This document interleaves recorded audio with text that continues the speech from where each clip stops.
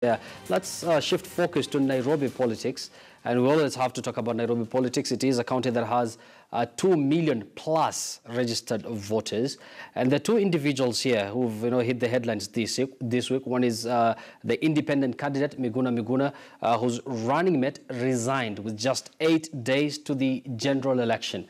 And then there's another individual who's also an independent candidate, that is Kenneth. Of course, he lost during the Jubilee primaries.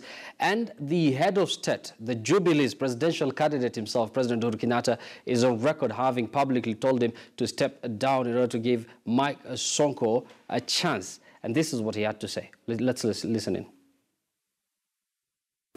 2022 is too far. Only God would know one's destiny. I think we are in this race for 2017. And I think that is what is important. And I'm very, very encouraged by the poll that was polled after my interview at Citizen that had 10,000 callers and we got 43%. It shows all my opponents have a combined force of 57%. So we are in this race to win and change the way Nairobians live because they deserve better. 4.5 years of consistent failure by Kidero is more than enough for Nairobians. We have seen what the current governor has done, a complete disservice to the people of Nairobi. He did the same disservice to the people of Mumias. It's now crystal clear. He's going to court to block an investigation as to what he did. You know, it's not fair. People must allow themselves to be interrogated on their past and on their current. You cannot be rushing to court to block an obvious crime against the people of Western Province, where that factory is situated.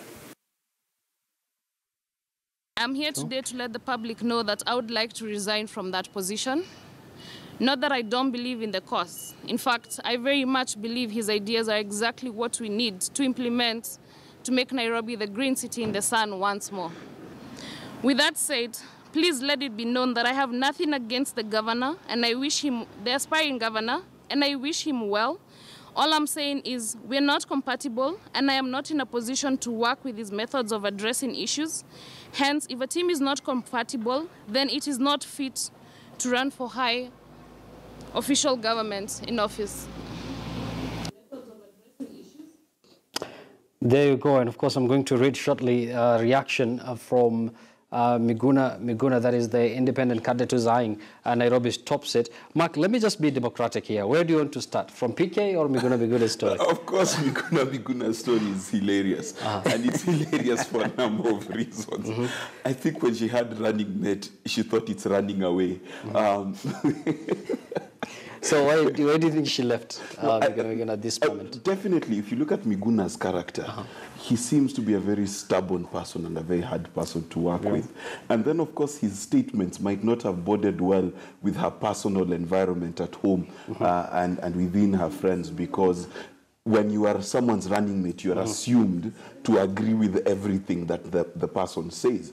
But I think she needed to borrow a leaf from Mike Pence, who, no matter what Trump says, no matter how crazy it is, Mike Pence is able to be the sober voice that tones the candidate down. And I think she's done the wrong thing, because she should have known what she was doing in the first place, because being someone's running mate, and this is very key, it's a key learning lesson also for Sonko's running mate, that you've got to be able to go the whole hog. You can't eat the pig halfway. You've got to finish it. We'll come to Sonko and discuss his manifesto and everything. But already, Maki has given an example of Trump. It seems Miguna here has trumped literally his running mate. And of course, this comes immediately after the deputy governor's debate, where she didn't perform, she didn't have some sort of a stellar performance. Do you think that might be the reason? Why did that follow? Even before you get there, I wasn't seeing her going to run with Miguna the whole hog. First of all, do you remember that Miguna had an earlier running mate who was a gentleman, a young man, whom he introduced at the first ever debate that was organized, that he had a young man, a youth, and the guy couldn't just cope with him. Then he brought a lady, And I know how chauvinistic Miguna can be. You remember how he handled Margaret Wanjiru at a debate, how he handled Esther Passaris, and how he speaks about women in general. He is somebody who is generally so full of himself. But he has survived the Kenyan political landscape because Kenyans really don't know him. Majority of these people he disparages in the media don't know him because the guy lived in Canada in most of his adult life. So the skeleton is in his closet in Canada. These people don't know. Until one day he will get somebody who knows him probably as well as I do. He will never go again in public calling people names, mudslinging peoples and all that. So I think Miguna just got what he deserves. If he can not even work with a running mate, he chose himself. How will he run with other leaders in Nairobi? Actually, something that we discussed in detail in our previous program. We did also read his response, where he did indicate that he's not aware that his running mate actually did receive a kind of official letter of resignation from his running mate. Let's forget about Miguna for now and focus about Peter Kenneth. And you've heard what he said. Yes. The president also made his remarks a while back. Yes. It seems he's not ready to No, Peter Kenneth, get out of the race. first of all, is not going to give up on this race. And I think Jubilee's asking him to step down was informed by the fact that initially they thought Sonko would beat the NASA candidate with or without Peter Kenneth. They had believed that Peter Kenneth would not make an impact, probably would run away with 1 or 0.1%. But when Peter Kenneth soared up, and they started thinking, no, we are going to lose this thing. Can we actually ask him to step down? Yes. But again, Peter, having come from no chance to a chance, he's definitely not going to give up because he still has time to campaign for himself and see what he can get. And again, if he steps down now, what is going to happen to his future political career? He has to show that he is up to the task. In fact, if Peter Kenneth one day loses, he will lose very honorably because he has fought the big fight and he can go for another seat anywhere, anytime in future in Kenya. And clearly, I said he has no idea what 2022 holds for him. Do you agree with Awidi that Jubilee has now realized that Peter Kenneth might be of damage to Sonko's chance of becoming Nairobi's governor? Weirdly, if you look at the statistics that are coming out, Peter Kenneth seems to be picking both from Kidero and from Sonko. So he's not necessarily a Jubilee problem. I think Peter Kenneth stands out as a middle-class statement because the middle class is caught in this particular conundrum in Nairobi where they don't particularly like Kidero and they do not particularly like Sonko. And therefore they're splitting their votes. So the only option they think... Yes, so it's Kenneth, and then of course Miguna is unviable thanks to his own brand of politics. However, that being said, I think for Peter Kenneth, this is a situation where he's learnt from the last 5 years of him being outside of politics. He knows what it means to not be seen to be an active political player. You're going to pay the price in 2022. So whatever seat that he's going to run for in 2022 behooves him to take a position today and make a big name and a big stand for himself. And he's actually been very clever. If you look at the posts, the billboards he's been doing, he's been addressing the issues of the places where his billboards are. So if it's a place has a problem with garbage, he says, I will deal with garbage. So he's very clever in his campaigning. He's very clever in keeping his name in the public. So it might not be a 2017 question, but it definitely keeps him viable. Awidi, yes. Of course, Miguna's camp, as much as he wants to deny it, they've had a blow by, you can't lose a running mate just 8 days to the general election. And the push and pull between Jubilee and, Peter Kenneth and all the politics surrounding it. Kidero must be smiling at all this. He should be smiling. But again, Kidero has his own constituency that he needs to deal with or without Peter Kenneth. Kidero has the NASA constituency, which by statistics is more than the Jubilee constituency in Nairobi. So with Peter Kenneth there or not there, he can still appeal to his constituency, get his people. If they agree with him and vote for him, he will beat these people with or with Peter Kenneth. But as for Sonko, if you looked at the latest debates that he had, he is definitely not going far because he had relied on his running mate, Igathe. But when Igathe was put with Kidero's running mate, he was beaten 10-0. So if you think that deputy governors can be of use to the candidate, then I think, what is his name? Mweke is even a better running mate far times than Igathe. Igathe is simply another Sonko who knows how to speak English well. He has very little content. He talks a lot, but there's no content. Mark, is it true? I'm sure the critics will not agree with the Widi. Is it true that, you know, Kidero has solidified his base? Because there are those who are saying that Sonko might also bite into his voting bloc. You know, one of the things that Kidero needs to be very worried about, when you're incumbent and you are doing 44 to 44% or 45 to 45%, depending on the poll, with someone like Sonko, then in a city like Nairobi, there's cause to worry. Again, if you look at the percentages that Pasaris is polling at, which is 56%, which you would assume is an NASA constituency within Nairobi, then you definitely, Kidero, it has something to worry about. Given that the gubernatorial race is won by a simple majority, it's not a 50+1 agenda, Kidero has really failed to solidify his base, as Owidia said. I really do not think he can consider himself to have the NASA vote. I think he has part of the NASA vote, but he also lacks a lot of it. And he really needs to step up his game. Now, when it comes to Sonko and Igathe, it's a funny thing, because it's sort of like you're saying, choose the boss because of the deputy. It's a funny statement. But there are those who argue that and say that, you know, Sonko is going to take care of the day-to-day politics, the Kenyan politics I'm talking about, and his deputy is going to take some sort of managerial when you look at the role of a deputy governor, I'm sorry to inform Kenyans, but the Constitution simply recognizes that he has a heartbeat. He has no portfolio, he has nothing, unless he works at the pleasure of the governor. In fact, a county executive, I dare say, has significant portfolio as opposed to a deputy governor. It is a glorified position. Now, the reality of the matter is whoever is going to be governor is the one who's going to run the nation. Let's not hedge our bets on Mweke or Igathe. I'm sorry for either of them. It doesn't matter how brilliant they are. But it's only the governor who can say, please help me on X, Y, Z. Now, that being said, you've got to vote based on the merits of these two people. That leaves Sonko and Kidero. And none of them, by the way, has been able to solidify their own votes in their own constituencies. Thanks to Mark, people know the role of the deputy governor, but it seems Sonko wants to convert his own deputy governor into some sort of a super deputy governor. In governance of the county governments, even the PA to the governor or the chief of staff has much more influence on the governor than the deputy.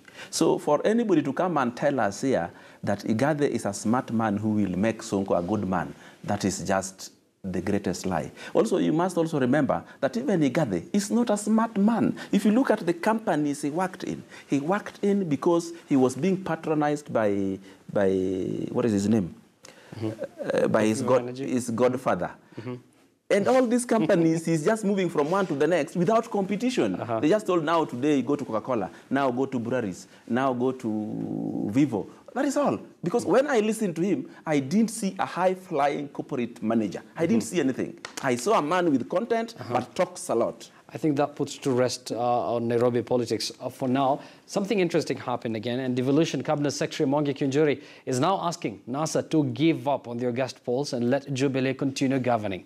Kiunjuri claims that the opposition alliance is not ready for the polls. He accused NASA of politicizing the military and other security agencies. He was speaking in Laikipia East during campaigns for of course, for President Uhuru Kenyatta. Let's listen in. Tunasikia huyu kiongozi wa NASA Raila Odinga anasema kwamba watakataa kwenda uchaguzi. Na hii maneno amesema mara mingi sana. Kila wakati anatisha watu. Wakati huu Rais Kenyatta amemwelezea vizuri sana. Atafute mtu mwingine wa kutisha. Na sisi tunataka kuelezea rais, tuko nyuma yako. Na IEBC tuko nyuma yenu. Kwa sababu IEBC haitahesabu vitisho. Haitahesabu ile koti imepeleka ile case umepeleka kotini. Haitahesabu ile demonstration unafanya. Itahesabu kura. Na wewe Raila Odinga ulikuwa na nafasi ya kutafuta kura. Ukashindwa kutafuta kura. Sasa wewe waigiria jeshi wasema hutaenda uchaguzi. Wewe ukikataa kuja uchaguzi, asante sana. Utaturahisishia kazi. Kazi itakuwa ni rahisi ya kuhesabu mapema, ile itakuwa imewekwa siku hiyo. Kenya Defence Forces has no plans whatsoever, and I repeat, no plans whatsoever to rig the elections as alleged.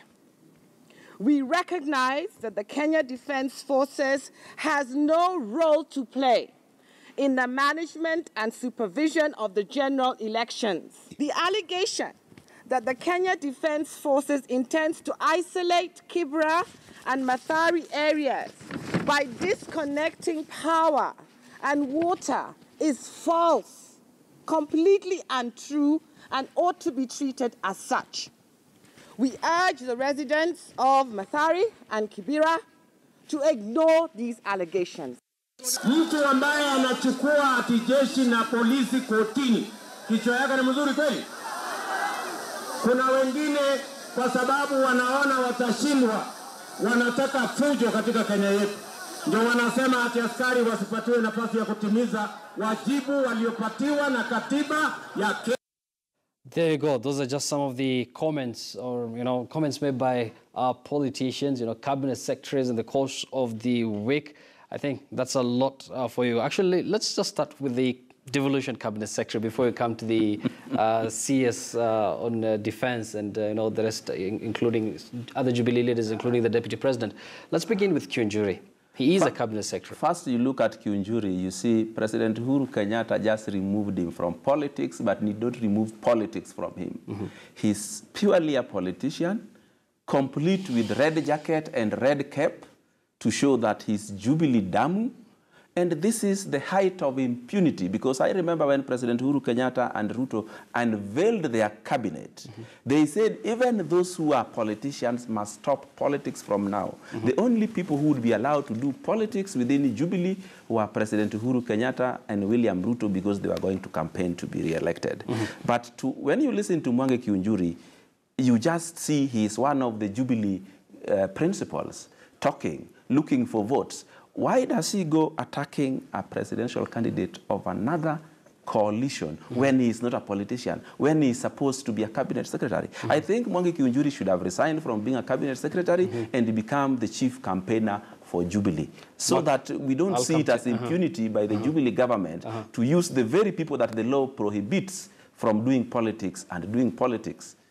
Mark, you react to that shortly, but for now, let's cross over to the elephant in the room, and this has everything to do with these, remarks that have been made by NASA leader Raila Odinga that the Jubilee government are planning to rig the elections by using the Kenya Defence Forces. Let's listen into some of the remarks that have been made by the NASA leaders. Jeshi la Kenya linaheshimika duniani kote.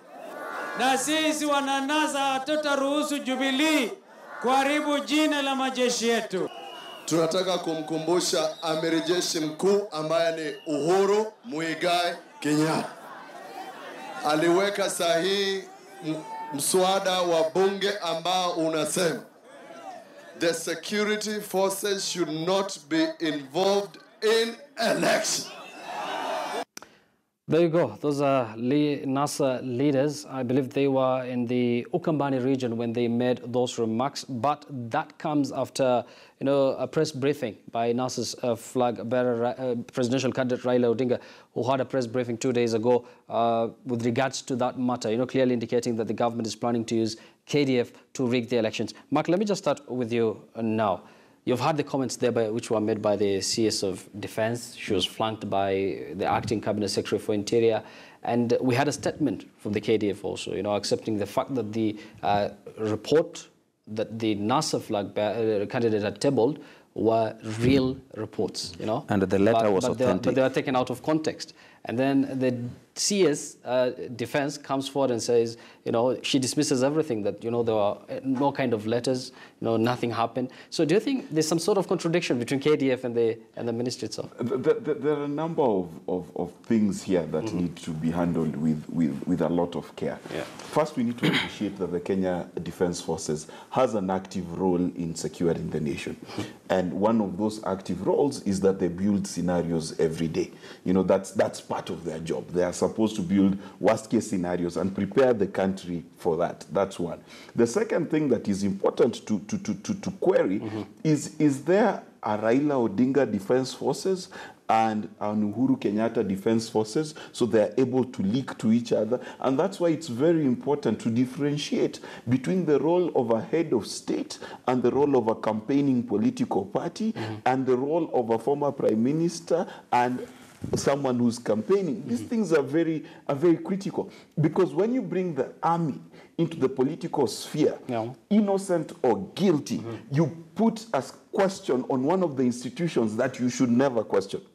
On either side, it should never be questioned. And then you beg the question, now the allegiance of the army, is it to Raila Odinga, who leaked this document to him, okay, or is it to the state? And then you create a political animal that ideally should not exist. But now that it exists, let's decipher it.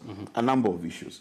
Number one, the Ministry of Defense and the Department of Defense are not as directly connected as the Ministry of Interior and Police. It's a very interesting thing, because the Department of Defense recognizes only one commander-in-chief. Okay, so it is understandable why Rachel Omamo would not exactly have all the details, because she is sort of like pseudo in charge. She's not directly in charge, if you know how defense matters work. Yes. Now, that being said, this particular election, we need to be very, very careful to make sure that we separate the army from politics. It is already a dangerous sign that an army officer was able to leak a document to Raila. You understand? It is a breach of army protocol.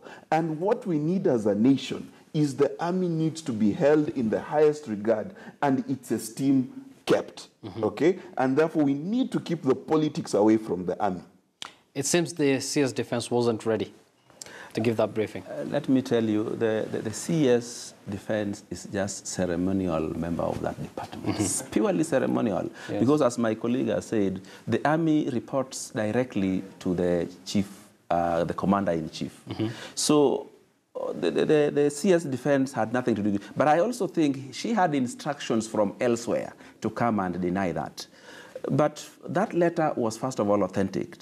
The contents, when you look at them, there was no very serious reason why they should be very, very classified, because they look like what the police would also do to secure an election. So coming to tell us this is a very serious thing which has leaked is also a bit mischievous. But also remember that the army has no connection with the local public. Yes. But we also must know they are Kenyans who have a political alienation.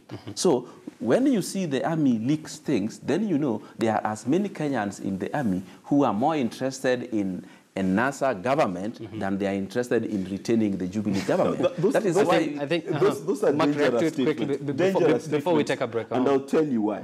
The sanctity of our armed forces has to be kept. And why it has to be kept is come August 9th, 10th, 11th, whichever day will be swearing in either the incumbent or a new president, this particular person becomes commander-in-chief.